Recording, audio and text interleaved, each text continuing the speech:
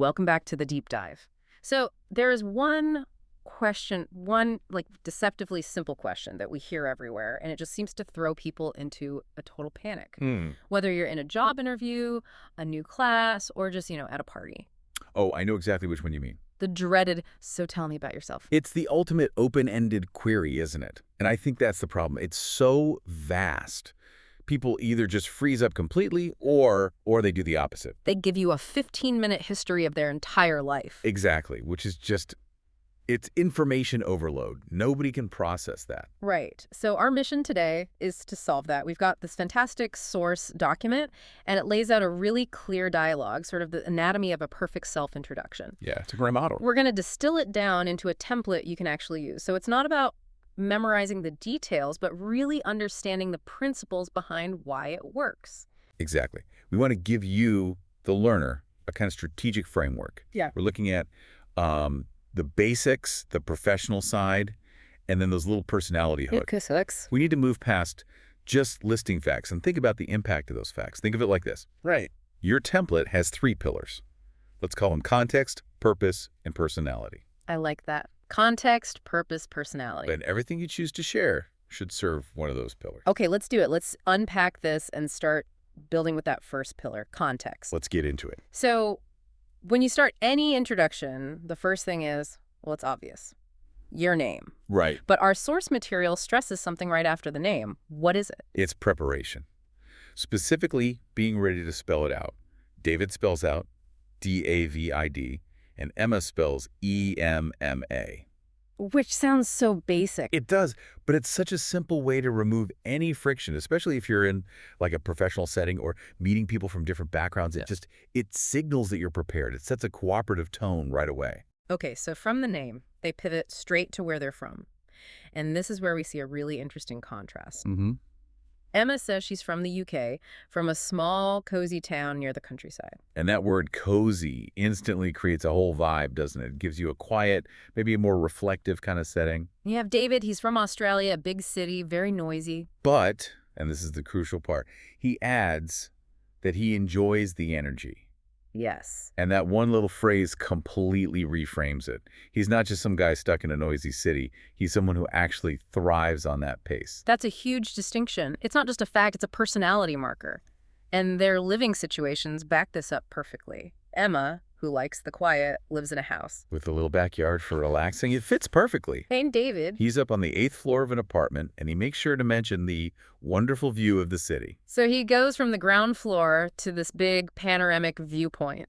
It's a visual hook. Right. The backyard, the 8th floor view. Yeah. You don't need those details, but they give the listener a little scene to picture in their head. It makes it real. So the takeaway from this first pillar, from context, is to ground yourself quickly, but use those descriptive words like cozy or energetic to make it memorable. Precisely. You're leading with context, not just a list of biographical data. Okay, so we know where they are. Let's move to that second pillar, which is defining their purpose. This is where their jobs and studies come in. Right. David, our energetic guy, is an English instructor. But he doesn't just leave it at that, which is the key insight here. He adds his mission. He says he loves helping students speak with confidence. Ah, okay. That little addition is the strategic part. It moves his job from just a static title to, an active, positive purpose. It tells you what he values right away. And Emma, who is more on the calm, intellectual side, is a psychology student, and she says she enjoys learning about the mind and how people think. So again, she's focused on the process, not just the degree she's getting. And it's such a perfect mix, isn't it? An instructor working on outward communication and a student focused on our inward thought processes. They both share a mission, really. They're both trying to understand how people function. That's a great point. It shows you don't need some fancy job title. You just need a compelling why. But let me push back a little here. Yeah.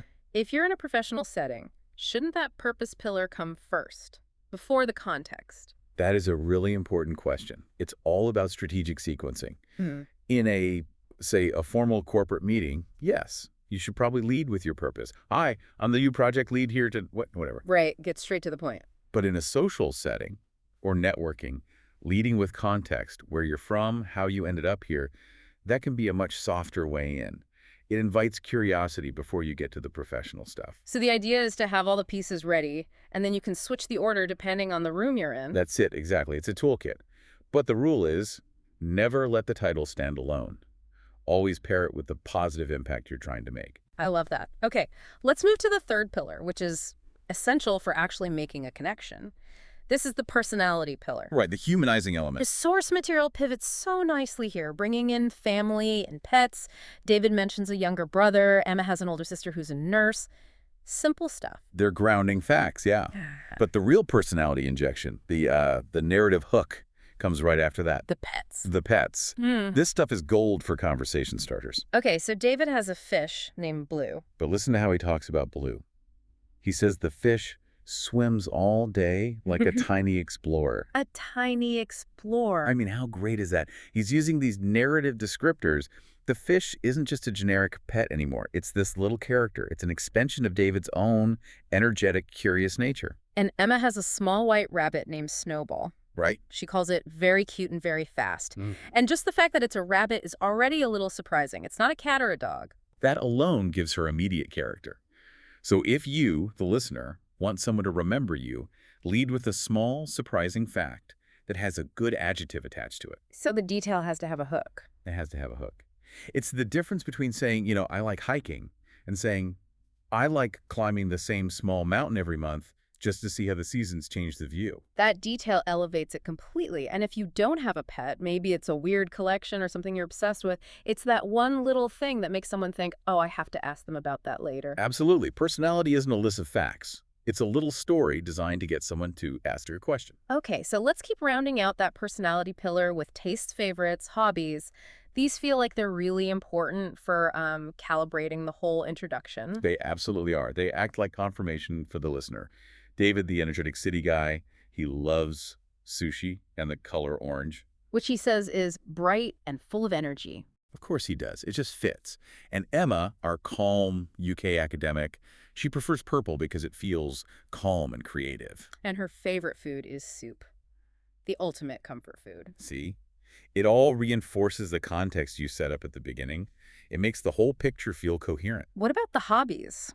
David's are cycling and photography, specifically taking pictures of nature on weekends. Now this is interesting. The high-energy city guy chooses a hobby that forces him to slow down, to go out into nature and just observe. So his hobbies show where he finds balance. Exactly. They aren't just filler. They reveal how you manage your own energy. His high-energy life is balanced by quiet observation. And Emma's hobbies are writing and cooking, which she says she uses to relax. It fits her profile perfectly. It does. But before we pull this all together, we have to talk about what are those strategic things in the source material. The dislikes. The anti-favorites. Right. Why is it so smart to include one thing you don't like? Because it makes you instantly relatable. It's the little imperfection that makes the profile feel real. David dislikes very cold weather. A pretty safe general dislike. Yeah, lots of people can agree with that. But Emma's is just brilliant. She says she doesn't like loud chewing sounds. And adds, they make me crazy. Yes. It's such a great move. It's specific enough to be a little quirky, but it's common enough that someone in the room is going to immediately give you that knowing look. Yeah. Maybe even laugh. It's like a verbal wink. It is. It creates a moment of shared human experience much faster than talking about your job ever could. Okay, so we have our three pillars: context, purpose, personality. Yeah. And they're filled out with these grounding facts, a clear mission, and these great descriptive hooks. So what does this mean when the pressure's on? Someone says, tell me about yourself. How do we actually use this? The single most important piece of advice is strategic selection. You have to fight that urge to just dump the entire checklist on them. You pick just a few things. Just a few. You have to treat this whole template like a customizable toolkit, not a script you have to recite word for word. Okay, so let's talk about calibration. If you're in, say, a formal academic setting, you'd probably lean heavily on the purpose pillar, right? Absolutely. You talk about your studies, your academic passions, maybe a creative hobby that supports your work, and you'd probably minimize the details about your apartment or your pet rabbit. Right, unless your pet rabbit is somehow related to your research. You have to recognize the risk and reward. That loud chewing dislike might be perfect for a new study group, but maybe too casual for a grant interview. And what about the order? If you've only got, say, 30 seconds for an elevator pitch, what's the strongest way to end? Now Now, that's where the psychology comes in. You want to use something called the recency effect. People tend to remember the last thing they heard. Okay. So if you're networking, you want to end with the most interesting or actionable detail. For David, it might not be his job. It might be his tiny explorer fish, Blue. Because it's a great open-ended conversation hook for the next person? It ensures the dialogue doesn't just die. It's an invitation. So the goal isn't just introduction, it's invitation. If you share everything, you leave nothing for the other person to ask about. Exactly. Our template gives you a pre-vetted, comfortable set of things you can say, which builds confidence. But real confidence comes from the discipline of sharing selectively. Aim to share maybe 10% of what you could say, but make it the most interesting 10%.